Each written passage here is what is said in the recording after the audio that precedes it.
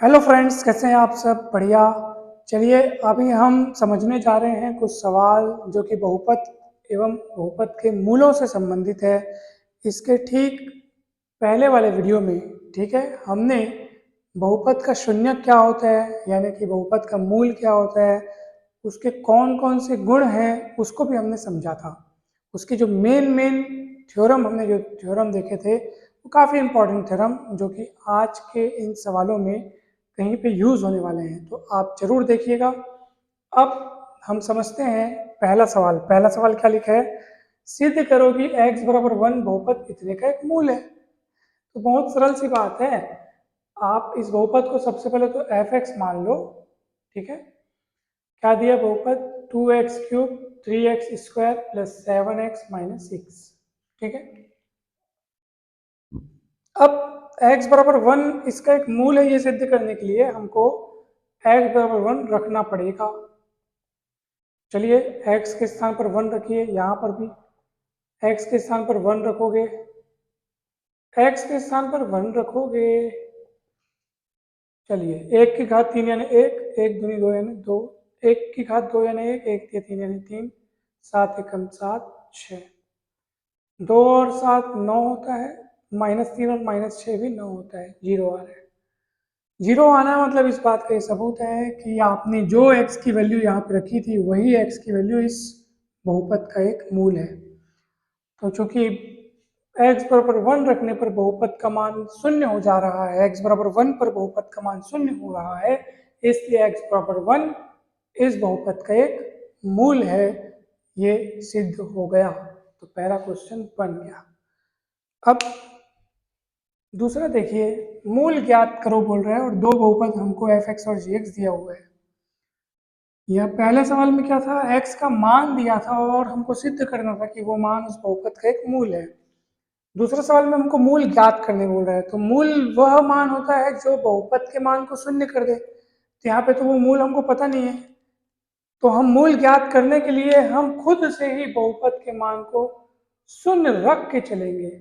तब यहाँ से जो x का मान आएगा उसी को हम मूल कहेंगे, क्योंकि वो x का मान कैसे प्राप्त हुआ है? बहुपद के मान को शून्य रखने पर प्राप्त हुआ है, ठीक है। तो x माइनस 5 को 0 के बराबर रखोगे तो x बराबर 5, यानी x का यही वह मान है जिसको बहुपद में x के स्थान पर रखने पर बहुपद शून्य हो जाता है, क्योंकि बहुपद को शून्य रखकर ही ये प्राप्त किया गया है, ठीक है। तो यही x बराबर 5 इस बहुपद का अभिष्ट मूल है, ठीक है। किस बहुपद का? x minus f(x) equal x minus 5 का। आप रख के देख लो, f(x) इक्वल x माइनस 5 में x बराबर 5 रख के देख लो, तो ये हो जाएगा f5, ये हो जाएगा 5 माइनस 5, कितना हो गया? 0। तो x बराबर 5 रखने पर बहुपद का मान शून्य हो रहा है। इसका मतलब ये सच है कि x बराबर 5 उस बहुपद का एक मूल है, यानी कि शून्यक है, यानी कि रूट है, यानी कि 0 है, ठीक है। 0 अर्थात देखो, 0 ऑफ पॉलिनोमियल बोलने का मतलब 0 मतलब 0 नहीं, 0 मतलब होता है शून्यक, ठीक है। शून्यक मूल का इंग्लिश नाम है 0, शून्यक का इंग्लिश नाम है 0। तो 0 ऑफ पॉलिनोमियल मतलब बहुपद का शून्यक, ठीक है। क्वेश्चन नंबर तीसरा देखिए, जबरदस्त क्वेश्चन है। यदि x बराबर 2 और x बराबर 0 बहुपद इतने के मूल हैं तो a व b के मान ज्ञात करो। सबसे पहले तो आपको दिया गया बहुपद लिखना होगा, f(x) equal 2x cube minus 5x square plus ax plus b। अब x इक्वल 2 और x इक्वल 0 इस बहुपद के मूल हैं। हम लिखेंगे क्योंकि x बराबर 2 इस बहुपद का एक मूल है, इस बहुपद का एक मूल है, इसलिए x बराबर 2 यहाँ पे रखने पर, यहाँ पे x बराबर 2 रखने पर इस बहुपद की वैल्यू शून्य होनी चाहिए। चलिए देखते हैं, x बराबर 2 यहाँ रख के देखो और बराबर में शून्य रख देंगे। तो 2 इंटू एक्स की जगह 2 रखेंगे, 2 क्यूब माइनस 5x की जगह आप 2 रखोगे प्लस a x की जगह 2 रखेंगे प्लस b और बराबर शून्य। बराबर शून्य क्यों रख रहे हो? क्योंकि प्रश्न खुद बोलता है कि x बराबर 2 इस बहुपद का एक मूल है, प्रश्न खुद बोल रहा है। तो जब वो खुद बोल रहा है तो x की जगह हम 2 रख करके उसको बराबर 0 रखेंगे। सॉल्व करेंगे इसको। 2 की घात 3 यानी 8, 8 दूनी 16, हाँ 2 की घात 2 यानी 4 पंचे 20, तो अगर 2a प्लस बी और ये हो जाएगा -4 बचेगा यहाँ पे। इसको इक्वेशन नंबर 1 दे दो। फिर से और क्या बोल रहे हैं, x बराबर 0 भी तो इस बहुपद का एक मूल है, ऐसा प्रश्न में बोल रहा है।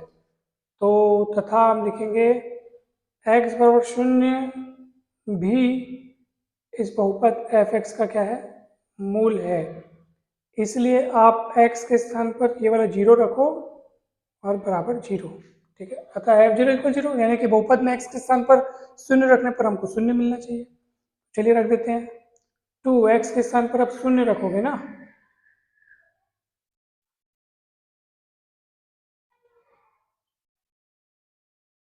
तो ये 0 0 0 सब 0 हो जाएगा, b का मान 0 आपको मिलेगा।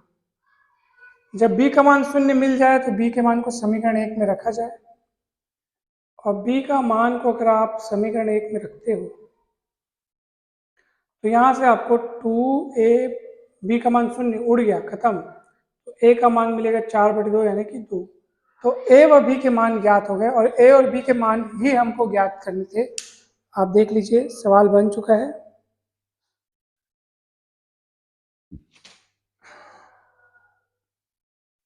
ठीक है, तो ये भी बन गया। अब देखते हैं हम चौथा सवाल, काफी इंपॉर्टेंट है। चौथा सवाल देख लेते हैं।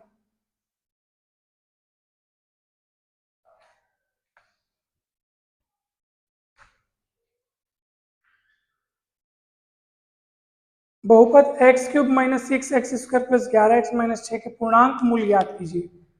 तो सबसे पहले तो आपको दिया गया बहुपद लिखना पड़ेगा। आप मान लीजिए उसको f(x).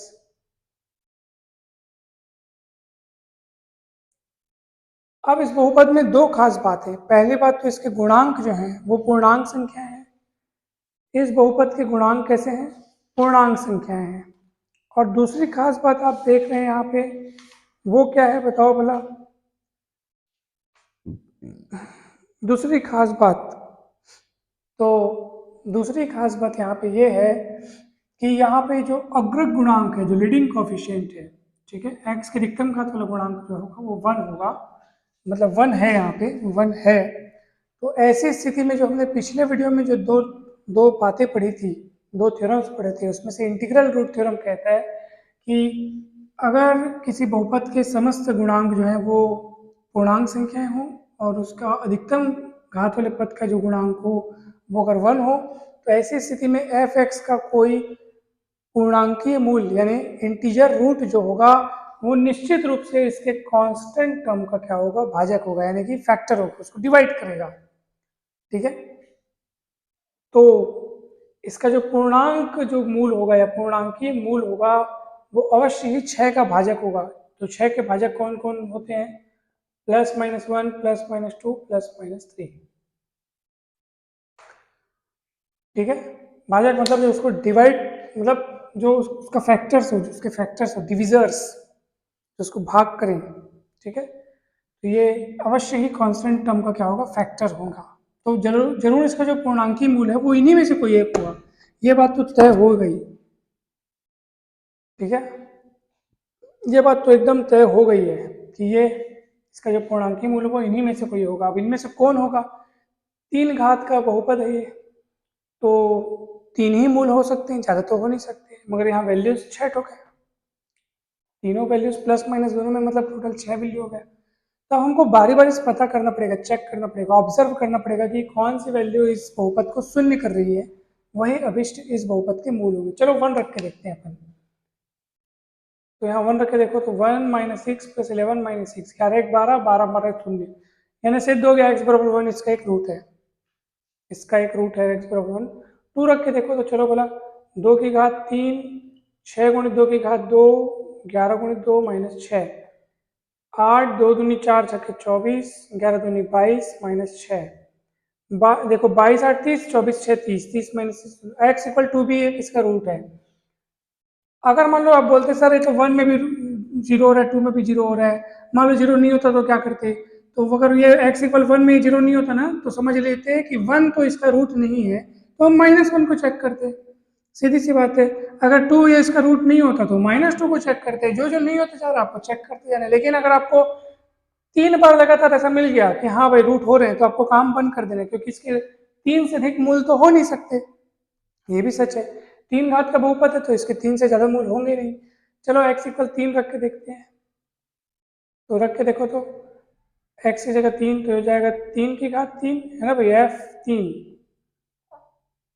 तो ये 3 की घात 3, 6 गुणित 3 का वर्ग, 11 गुणित 3 -6, 3 3 9 3 27, 3 3 9 6 54, 11 3 33 -6, 33 27 60, 54 और 6 60, 60 -60 0, यानी कि x इक्वल 3 भी इस बहुपद को जीरो कर पा रहा है। तो ऐसी स्थिति में इसके तीनों मूल 1 2 3 होंगे, सिद्ध हो गया। अब ये 1 2 3 रखने का आपको दिमाग कैसे आया, इन फैक्टर्स से आया। ये फैक्टर्स किसके हैं, ये 6 के फैक्टर्स हैं। कैसे पता चला 6 के फैक्टर्स लेने हैं, क्योंकि ये बहुपद के जो गुणांक हैं वो पूर्णांक है, और इसका जो लीडिंग कोफिशिएंट है वो 1 है। ऐसी स्थिति में इसके जो पूर्णांक मूल होंगे वो निश्चित रूप से अचर पद के फैक्टर्स होंगे, गुणनखंड होंगे, अचर पद को पूर्णतः विभाजित करने वाले होंगे। तो 6 को पूर्णतः विभाजित करने वाली कौन कौन सी संख्या है जो कि 6 के गुणनखंड कहलाएंगी, वो यही लोग हैं। तो जरूर इसके जो पूर्णांकीय मूल है वो इन्हीं में से कोई है, इसलिए हम लोग इन्हीं में से वैल्यूज रख कर देखें और आंसर आया है। ठीक है, तो ये चारों क्वेश्चन कंप्लीट होते हैं। अगर आपको ये समझ में आए हों तो कमेंट करके जरूर बताइए। वीडियो कैसा लगा ये भी बताइए। वीडियो अच्छा लगा हो तो लाइक करें, चैनल को सब्सक्राइब करें, वीडियो को शेयर करें। आप सभी का बहुत बहुत धन्यवाद। इसके पहले वाले वीडियोस को जरूर देखिएगा, और इसके बाद वाले वीडियो में तो हम पढ़ने वाले हैं एक जबरदस्त मोस्ट इम्पॉर्टेंट टॉपिक, शेषफल प्रमेय अर्थात रिमाइंडर थ्योरम, जो कि बहुत इंपॉर्टेंट है और उससे संबंधित बहुत सारी बातें, बहुत सारे सवाल भी हम पढ़ेंगे। तब तक के लिए आज इतना ही। आप सभी खुश रहें, मस्त रहें, स्वस्थ रहें, प्रसन्न रहें। Thank you so much.